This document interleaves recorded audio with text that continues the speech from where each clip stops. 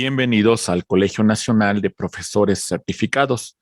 Continuando con esta serie de resúmenes ejecutivos, vamos a iniciar la tercera unidad de esta su asignatura, Control de Constitucionalidad y Control de Convencionalidad.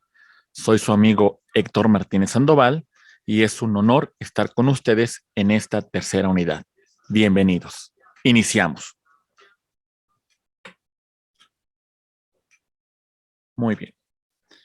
Vamos a iniciar con la procedencia del juicio de amparo indirecto. Recordemos que hay dos tipos de amparo. Lo mencionamos la sesión pasada. Tanto el tema de amparo indirecto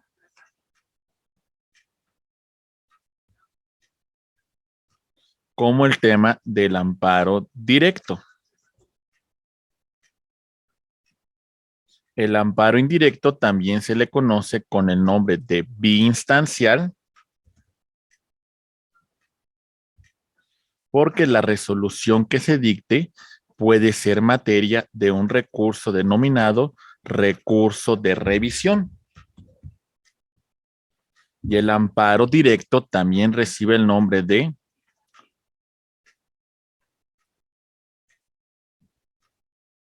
uninstancial, porque en teoría la resolución que se dicte no admite ningún otro recurso.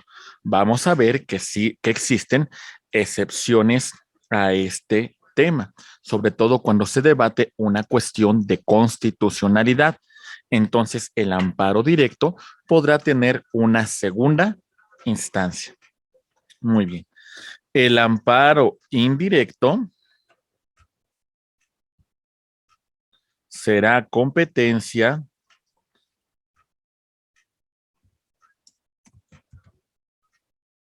de los juzgados de distrito y también de los tribunales unitarios de circuito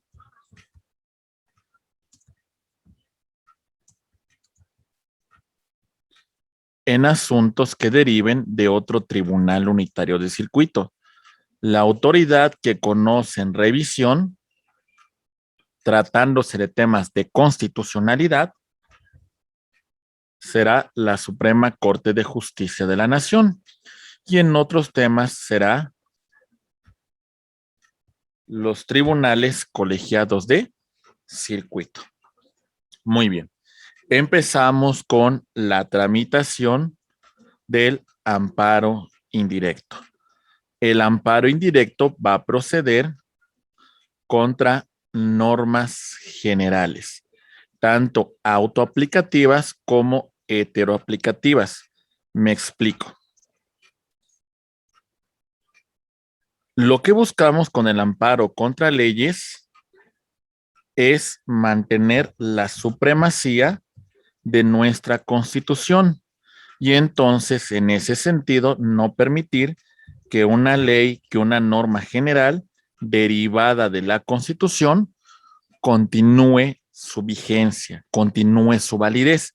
Para eso vamos a hacer un análisis de constitucionalidad y si la norma general es contraria a la Constitución, entonces este es el efecto del juicio de amparo, que no se aplique con efectos relativos para la persona que solicita la protección de la justicia de la Unión.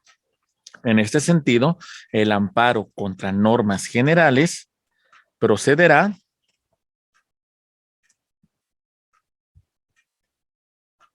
en contra los siguientes tipos de norma: leyes, tratados internacionales, reglamentos, decretos y demás disposiciones normativas. Cuando hablamos de leyes, hablamos en tanto de generales, federales, locales. Muy bien. Este tipo de normas generales, al final de cuentas, el objetivo principal es si con la entrada en vigor de la norma se nos causa un agravio, este tipo de normas vamos a denominarla como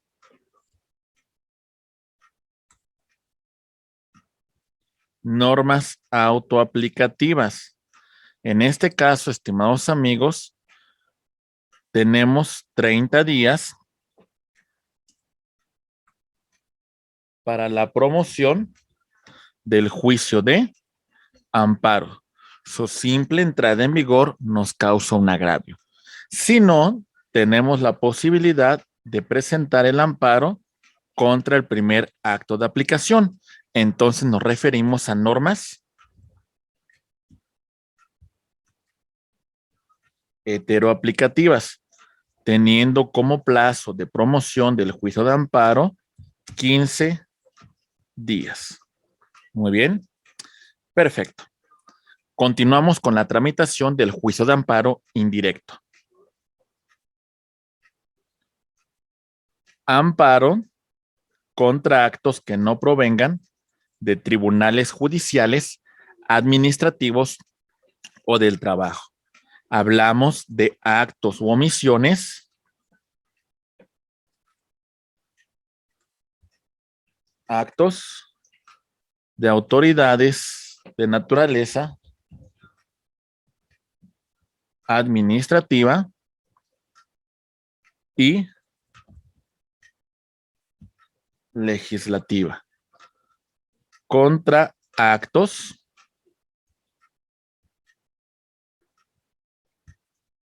u omisiones. Muy bien. Plazo para la tramitación del juicio de amparo será de 15 días.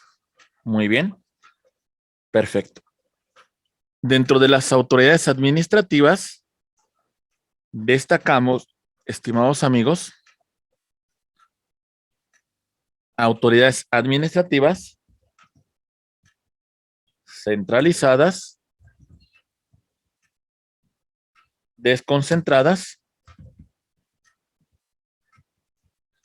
descentralizadas. Muy bien. Entonces, contra estos actos u omisiones de autoridades administrativas o legislativas, tenemos la tramitación del juicio de amparo indirecto. Siguiente punto. Amparo indirecto contra actos que provengan de tribunales judiciales, administrativos o del trabajo fuera de juicio o después de concluido este. Muy bien. Actos anteriores a juicio, actos dentro de juicio y actos posteriores a juicio. Aquí encontramos actos preparatorios y de este lado encontramos actos de ejecución. Los actos dentro de juicio vamos a destacar que inicia con la demanda y concluye con la sentencia.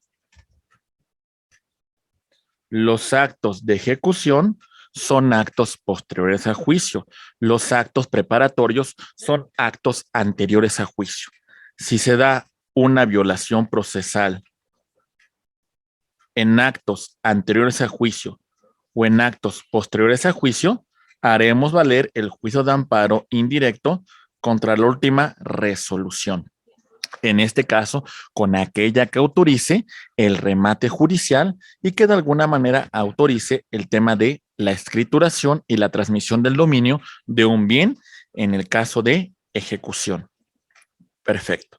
Siguiente punto. Procedencia del juicio de amparo contra actos dentro de juicio que tengan sobre las personas una ejecución de imposible o de difícil reparación. Vamos a explicarnos. Muy bien. Estamos en los actos que se desarrollan dentro de juicio. Muy bien. Demanda. Sentencia. Muy bien. Si aquí se da una violación que sea de difícil o de imposible reparación, aunque tengamos una sentencia favorable y la afectación que se nos causa trasciende el resultado del fallo, entonces es muy importante que en este momento nosotros tramitemos nuestro juicio de amparo indirecto, porque de no hacerlo, estimados amigos, vamos a estar sobre un acto que sea de difícil o de imposible reparación. Muy bien, bien, vámonos por el siguiente punto.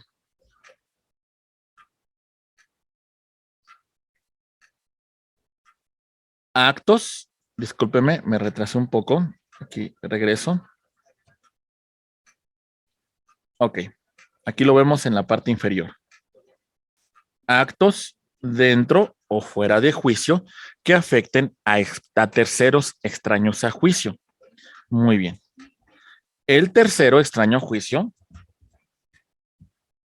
es aquella persona que aunque no es parte de la litis que se está planteando, la resolución que se dicte le causa una afectación en su persona, en su patrimonio.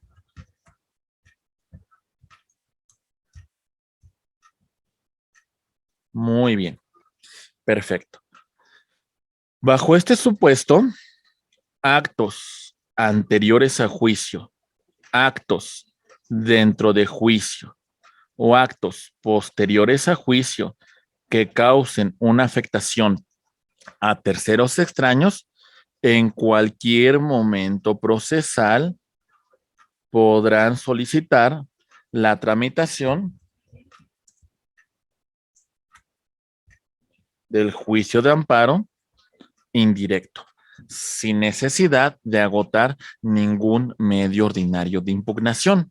Muy bien, el tercero extraño en cualquier momento podrá presentar su juicio de amparo. Siguiente punto de procedencia del amparo indirecto. Leyes o actos de autoridades. Disculpen. Muy bien. Ahora sí. Leyes o actos de autoridades federales o locales que invadan la esfera competencial. Recuerden, estimados amigos, que la Constitución establece el tema competencial de las autoridades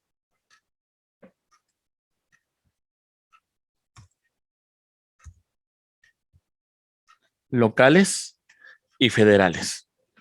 En ese sentido, si se causa una invasión de competencia y en esa invasión de competencia se causa una afectación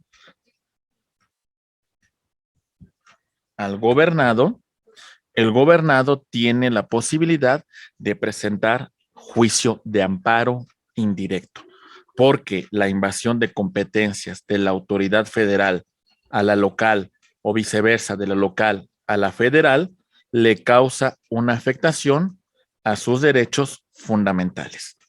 Muy bien. Siguiente punto.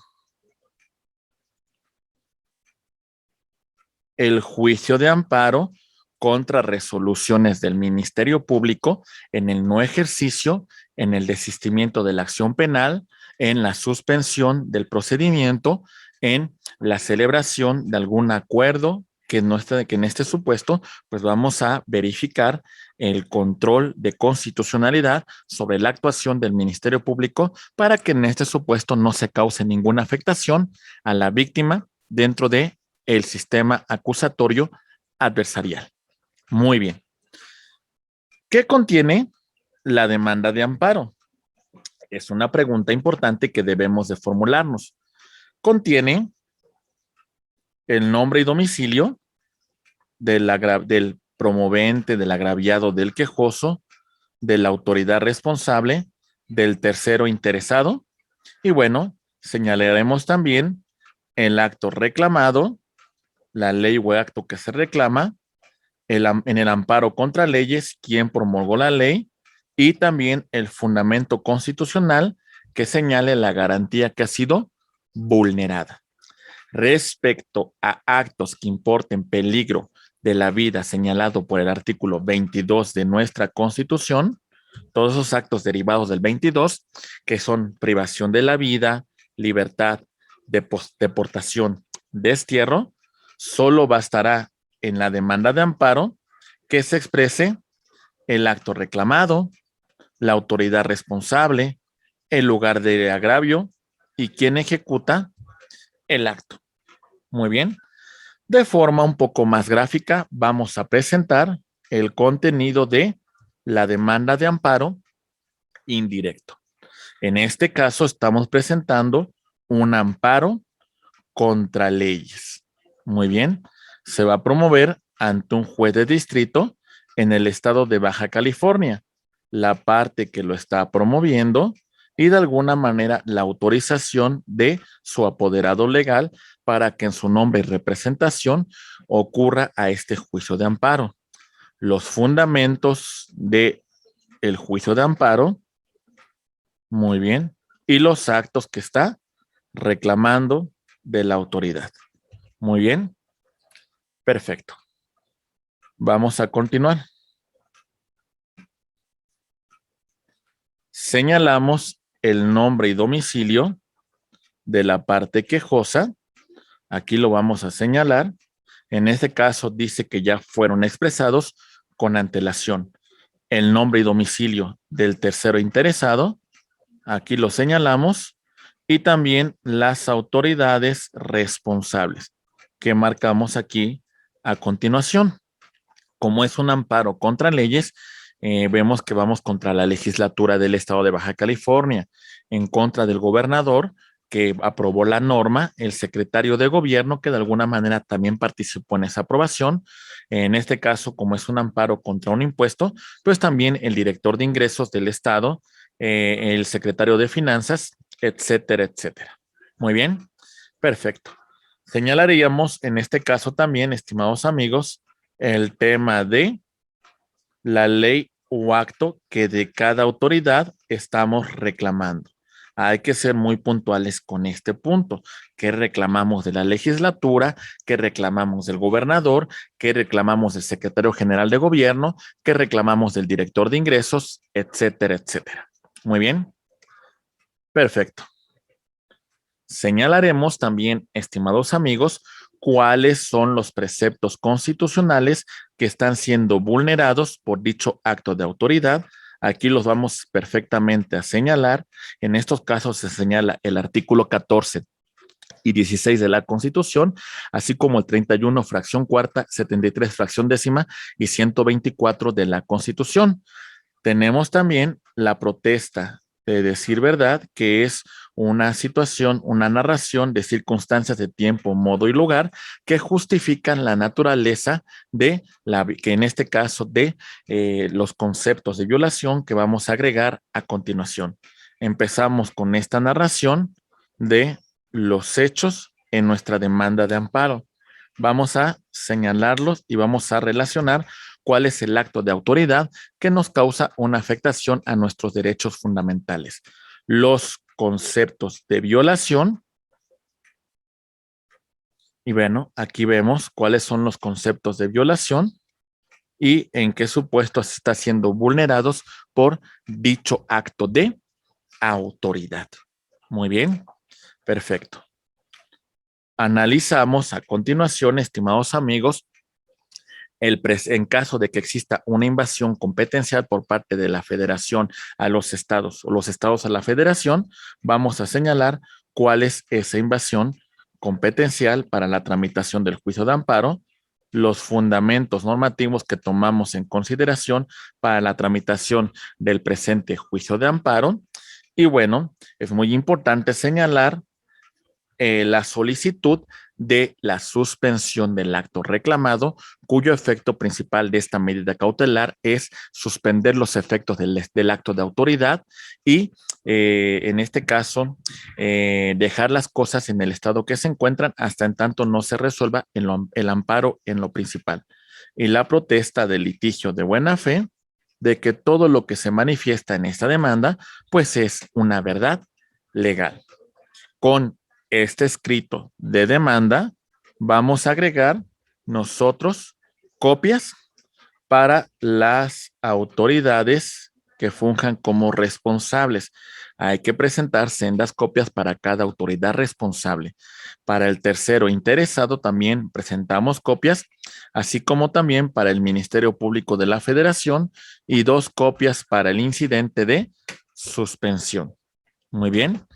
Veremos a continuación cómo se da trámite al este amparo indirecto. Mucha atención, por favor, porque es importante que ustedes conozcan la tramitación del juicio de amparo indirecto. Vamos a ver.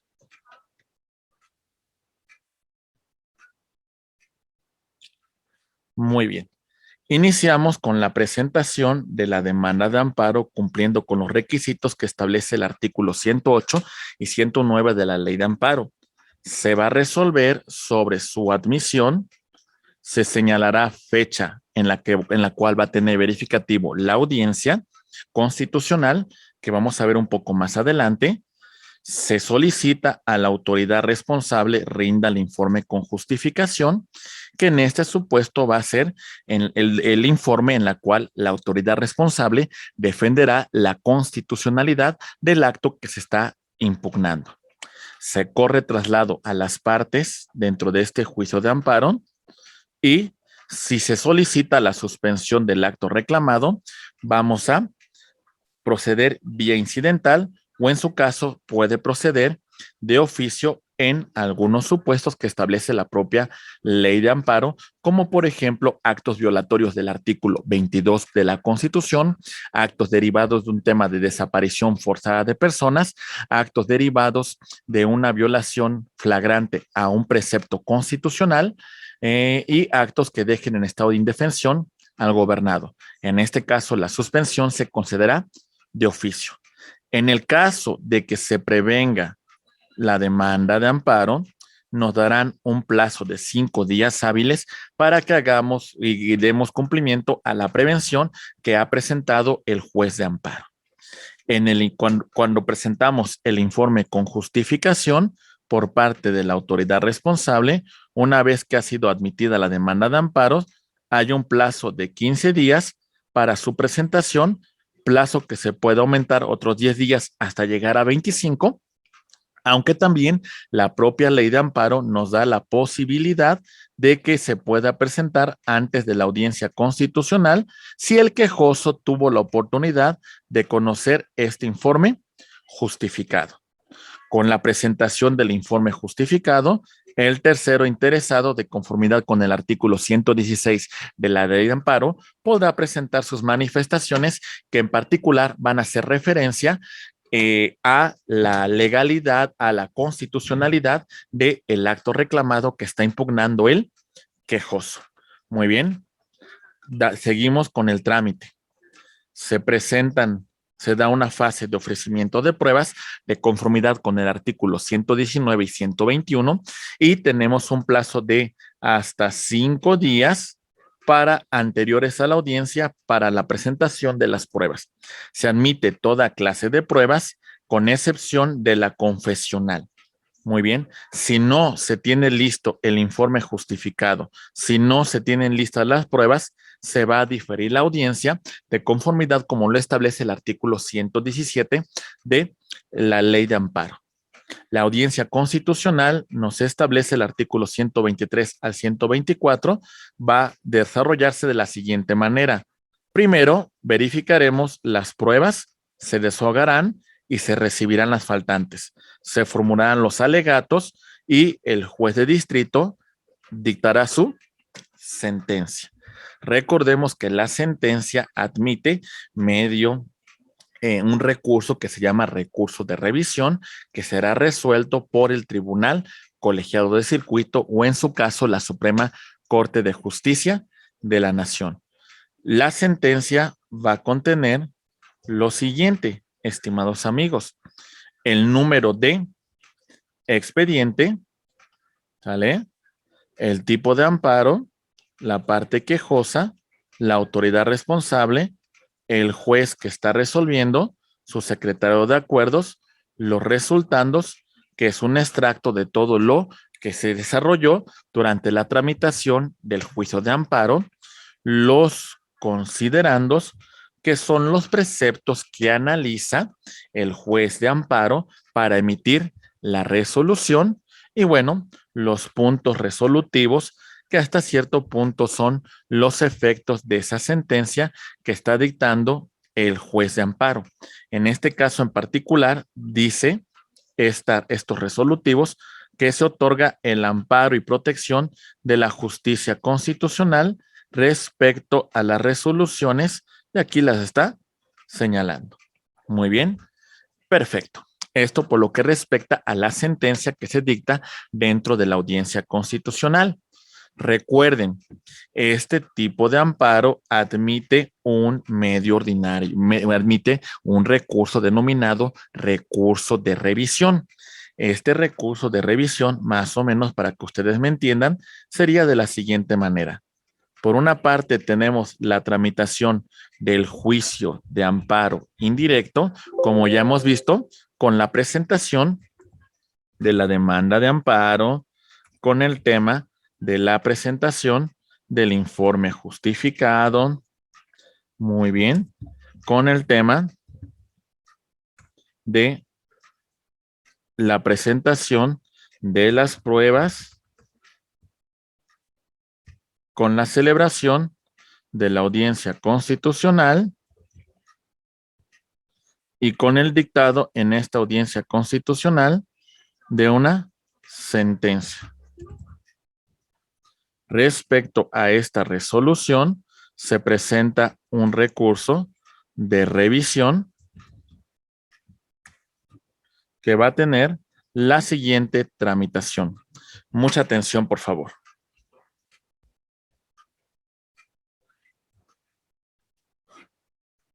Muy bien. Se presenta escrito de revisión, artículo 88 de la Ley de Amparo. Esta se va a interponer ante el mismo órgano que emitió la sentencia o el acto que se está recurriendo, juzgado de distrito, tribunal unitario. El plazo para la interposición de este recurso es de 10 días hábiles.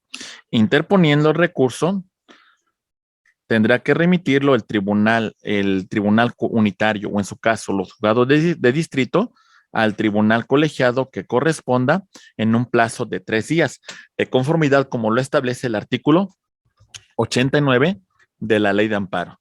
Muy bien. Se reciben los autos por parte del tribunal colegiado, el cual va a calificar si el recurso es procedente, admitiéndolo, desechándolo, y en su caso, el tercero interesado, perdón, más bien la parte que tiene un interés en que subsista la sentencia que se ha dictado en el amparo indirecto dentro de la audiencia constitucional, podrá presentar argumentos en favor de esta sentencia, o en su defecto señalar qué puntos no fueron tomados en consideración cuando se resolvió el amparo dentro de la audiencia constitucional. Bueno, vamos a turnar al magistrado ponente de conformidad con el artículo 92 de la Ley de Amparo y se va a dictar una sentencia. Artículo 92 y 93. Muy bien. Continuando con esta tramitación, recordemos otra vez, aquí se presenta el amparo en lo principal. Aquí tenemos nuestra demanda de amparo. Aquí se dictó sentencia dentro de la audiencia constitucional. Aquí en azul tenemos la tramitación del recurso de revisión que acabamos de revisar. Muy bien. Y bueno, si aquí se solicita la suspensión en esta demanda de amparo, se va a resolver si la suspensión se concede de oficio, cuyos efectos se prolongarán hasta en tanto no se resuelva el amparo en lo principal, o si va a proceder a petición de parte, y en este caso se va a tramitar por cuerda separada. Muy bien. Este es el procedimiento que vamos a revisar a continuación. Recordemos que la suspensión es una medida cautelar dentro del juicio de amparo que protege la litis en tanto va a suspender los efectos del acto de autoridad hasta en tanto no se resuelva la litis dentro de la audiencia constitucional. ¿Cómo se tramita la suspensión del acto reclamado? Muy bien, vamos a revisarlo a continuación. Bien, como ya mencionamos, dentro de la propia demanda de amparo se solicita la suspensión del acto reclamado, artículos 127 al 128. Si procede de oficio, se va a conceder en el momento que se admita la demanda. Si no, vamos a darle trámite y entonces lo primero que se va a resolver si se concede la suspensión provisional. La suspensión provisional, en este caso, no se concederá si de concederse la suspensión va en contra del interés público, de concederse la suspensión, pues de alguna manera se afecta los derechos de la sociedad. Si no, basta con que se acredite la apariencia del buen derecho o el peligro de la demora para conceder la suspensión. Con el tema, si se concede la suspensión provisional, vamos a correr el traslado a las demás partes y se va a fijar una fecha de 5 días hábiles para que tenga verificativo la audiencia incidental. Dentro de un plazo de 2 días, la autoridad responsable dictará un informe previo y se va a llevar a cabo la audiencia incidental dentro del plazo de 5 días que hemos señalado con antelación. Se da cuenta del informe previo, así como de la solicitud de la suspensión, se formulan alegatos y se dicta una sentencia interlocutoria. Esta sentencia interlocutoria puede imponerse sobre esta sentencia un recurso que en este caso será el de revisión y el plazo para su interposición será de 10 días. Muy bien. Esto por lo que respecta a la tramitación del amparo indirecto. Ahora vamos a hablar de el amparo directo. Recibe este nombre porque antes de la reforma de 1988 conocía de este amparo directo la Suprema Corte de Justicia de la Nación. A partir de 1988, esta competencia fue delegada a los tribunales colegiados de circuito. Procede el amparo directo contra todo tipo de resoluciones que pongan fin al juicio y que no admitan ningún recurso ordinario que pueda modificar o revocar dicha resolución. Esto de conformidad con el artículo 170 de la Ley de Amparo. Respecto a la tramitación del juicio de amparo directo, destacamos que va a ser conocido por un tribunal colegiado de circuito, salvo que se interprete cuestiones de constitucionalidad, porque en ese caso podrá conocerlo ejerciendo su facultad de atracción la Suprema Corte de Justicia de la Nación, si el asunto se considera relevante para su intervención. El juicio de amparo directo procede contra sentencias definitivas, laudos y resoluciones que pongan fin al juicio. Si dentro del juicio una cuestión no es de imposible o de difícil reparación, se hará valer en la sentencia definitiva. Recuerden lo que revisamos nosotros respecto al amparo indirecto. Aquí lo vemos. Vamos a ver un ejemplo. Si la afectación, la lesión al derecho fundamental puede ser reparada cuando se dicta una sentencia, entonces aquí la haremos valer. Si se trata de un acto de imposible o de difícil reparación, la haremos valer a través del juicio de amparo indirecto. Muy bien. Perfecto. Esto es importante que lo tomemos en consideración. Muy bien. Dentro de los procedimientos de naturaleza civil, laboral o administrativa, se consideran violaciones procedimentales cuando se cite mal a una persona, cuando las partes sean presentados de forma falsa, cuando no se le reciban las pruebas que legalmente se deben de admitir, cuando sea confeso de forma ilegal o cuando los incidentes de nulidad que presenta sean declarados nulos. Así también se van a considerar violaciones procesales en estas materias cuando se vulneran los términos que establece la norma adjetiva de la materia, cuando se reciban pruebas de la parte sin cumplir requisitos legales, cuando no se le muestren los autos y en este caso causa una afectación al debido proceso, cuando se desechen recursos legales o cuando se lleve la controversia ante un juez que es incompetente.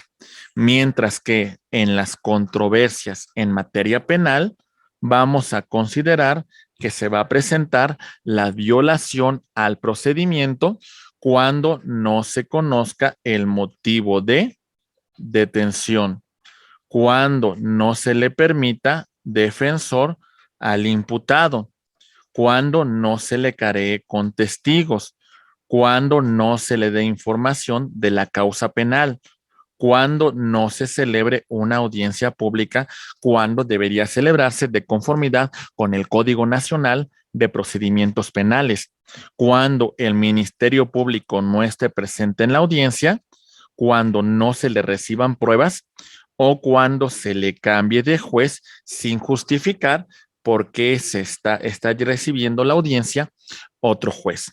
Asimismo, también se considera violaciones al procedimiento en estas controversias de índole penal cuando no esté debidamente integrado el tribunal de enjuiciamiento dentro de la audiencia de juicio oral, cuando se violen sus términos, cuando se le cite mal a las diligencias, cuando la sentencia se funda en una confesión y no en la prueba que debe de verificar el tribunal de enjuiciamiento, cuando se desechen recursos que legalmente presentan las partes o cuando se celebre la audiencia ante un juez que sea incompetente. En este caso se consideran violaciones procesales en materia penal. ¿Qué requisitos debe de cumplir nuestra demanda de amparo directo? Vamos a ver. Nuestra demanda de amparo directo va a contener lo siguiente. Muy bien. Señalamos nombre y domicilio de el quejoso, nombre y domicilio del tercero interesado, la autoridad responsable y la fecha que se notifica la sentencia definitiva.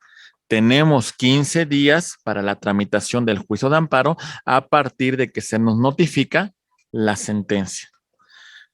Dentro de esta demanda de amparo, vamos a agregar sendas copias de la sentencia, laudo o resolución que ponga fin al juicio.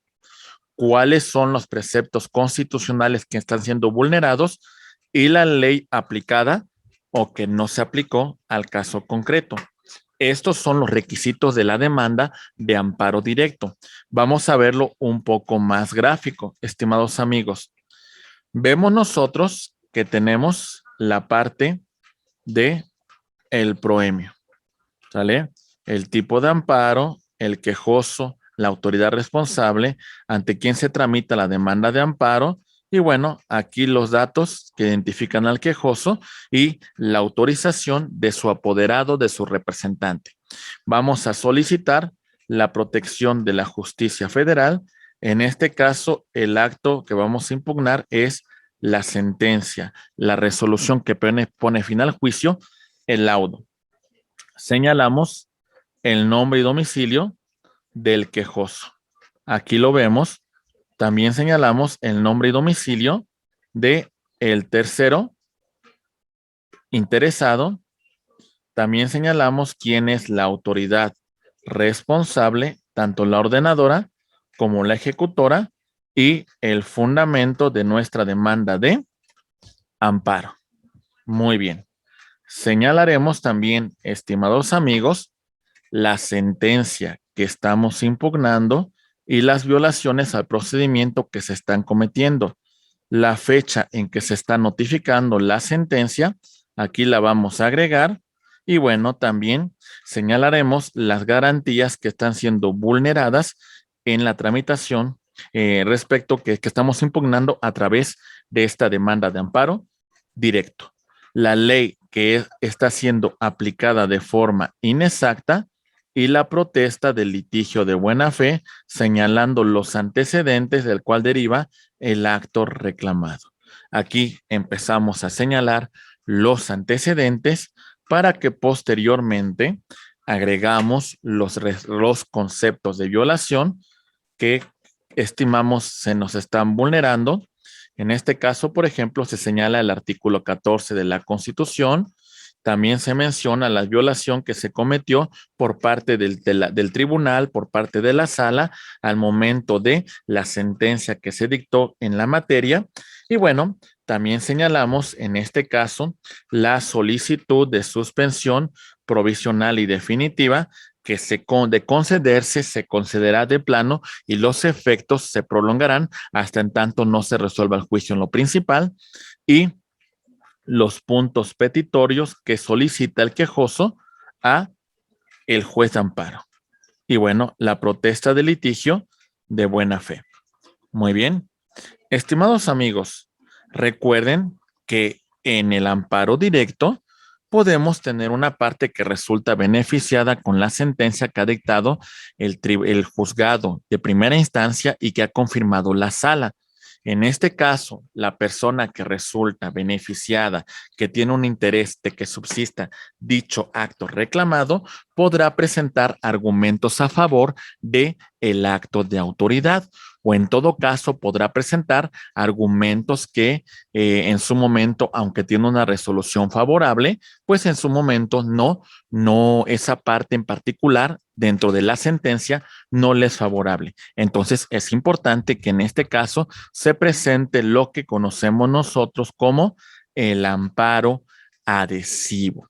El amparo adhesivo va a contener una parte del proemio, quién es el quejoso, el número de expediente, la autoridad responsable, el tercero interesado, el colegiado ante el cual se está tramitando el presente amparo directo. Señalaremos quién es el tercero interesado y en su caso si va a designar a un apoderado, un representante legal, se va a adherir a la demanda de amparo, al juicio de garantías, va a empezar a hacer presentación respecto al nombre del quejoso, al nombre del tercero interesado, a la autoridad responsable, al acto reclamado. En este caso, si se fijan, presentan argumentos en contra de la presentación de la demanda de amparo, la fecha en que se notifica la presente demanda, la sentencia que se está impugnando y por eso concurre como tercero interesado y presenta el amparo adhesivo, va a presentar argumentos en contra de la solicitud de amparo que presenta el quejoso. Si se fijan, aquí está controvirtiendo cada uno de esos puntos. Por eso dice que resulta inoperante este presente juicio. Los conceptos de violación también nos dice este tercero interesado que son improcedentes. Muy bien. En cuanto a los antecedentes, también empezamos a presentar objeciones, así también como en cuanto a los fundamentos de la demanda de amparo. Muy bien, perfecto. Tenemos ahí preceptos jurisprudenciales que señala el tercero interesado, las pruebas que va a presentar en este amparo adhesivo y bueno, la solicitud de protección de la justicia federal y la protesta de litigio de buena fe. Muy bien. ¿Cómo se da el trámite, perdón, del juicio de amparo directo? Vamos a ver. Empezamos con la presentación de la demanda de amparo. Se interpone ante la propia autoridad responsable, ¿sale? Quien puede prevenir si faltan sendas copias para correr traslado a las demás partes dentro del juicio de amparo. Vamos a verificar que nos encontremos dentro de los términos para la presentación del presente juicio de amparo y tenemos 15 días a partir que se nos notifica esta sentencia definitiva, laudo o resolución que pone fin al juicio. Se corre traslado al tercero interesado para que en su momento pueda presentar su amparo adhesivo y la autoridad debe rendir el informe con justificación y remitir al tribunal colegiado que le corresponda. El tribunal colegiado va a recibir la demanda de amparo y el presidente de este tribunal va a calificar si admite, si previene o desecha. En caso de admisión, el tercero interesado podrá presentar amparo adhesivo, cuyo efecto es fortalecer la resolución que se está recurriendo, presentando argumentos en favor de la sentencia, laudo o resolución que pone fin al juicio, o en su caso, lo que no fue tomado en consideración pueda combatirlo a través del amparo adhesivo. Y bueno, tenemos que correr la demanda de amparo adhesiva a la parte quejosa para que manifieste lo que a su derecho convenga. Muy bien. De todo esto, compañeros, vamos a turnar a un magistrado ponente para que en audiencia pública, en la cual vamos a tener la presencia del secretario, el ponente da cuenta del proyecto, se da lectura a la constancia, se procede a la votación y se realiza la declaración emitiendo una sentencia. Muy bien. La regla general es de que este amparo no tiene ningún recurso que se pueda interponer. Esta sentencia es una verdad legal, pero si se plantea cuestiones de constitucionalidad, entonces el amparo directo podrá tener recurso de revisión ante la Suprema Corte de Justicia de la Nación. En este caso en particular, vamos a verificar que presentamos nuestro escrito de revisión, se interpone ante el tribunal colegiado que emitió la resolución que estamos impugnando y el plazo para la interposición de este recurso será de 10 días. Se va a remitir este recurso a la Suprema Corte de Justicia de la Nación, quien en un plazo de 3 días deberá resolver si admite, si desecha o si previene. En este caso, la Corte va a recibir los autos y va a calificar la procedencia. Aquí, en este caso en particular, aquí cometí un pequeño error. Se deben remitir los autos a la Suprema Corte de Justicia de la Nación en un plazo de 3 días. Y la Corte va a resolver si admite, si desecha o si previene la tramitación del presente recurso. Continuamos con la tramitación del recurso de revisión ante la Suprema Corte de Justicia de la Nación. Turnamos a un ministro de la Corte ponente y este a su vez va a asignar a un secretario. Se va a elaborar un proyecto que se distribuye a los demás ministros, se lista para sesión y se va a celebrar una audiencia pública en la cual se va a resolver este recurso de revisión. El secretario de la Suprema Corte da la respectiva cuenta, se discute, se vota y se finaliza con la declaratoria, poniendo fin a la presente causa cuando se plantea una cuestión de constitucionalidad. Estimados alumnos, entonces en esta unidad revisamos la procedencia del juicio de amparo indirecto. Revisamos el contenido de nuestra demanda de amparo indirecto, la tramitación del amparo indirecto, así como la tramitación del recurso de revisión en amparo indirecto, así como también la suspensión del acto reclamado. Revisamos en qué casos procede el amparo directo. Mencionamos cuando se consideran violaciones al proceso en materia civil, laboral, administrativa, así como en materia penal. Y bueno, verificamos qué contiene la demanda de amparo directo y la tramitación del juicio de amparo directo, así como su respectivo recurso de revisión cuando se plantea una cuestión de constitucionalidad. Estimados amigos, agradecemos la atención brindada por ustedes en el desarrollo de este resumen ejecutivo de la tercera unidad de su asignatura, Control de Constitucionalidad y Control de Convencionalidad. Soy su amigo Héctor Martínez Sandoval y agradece la atención brindada por ustedes en el presente video. Muchísimas gracias y como siempre estoy a sus apreciables órdenes.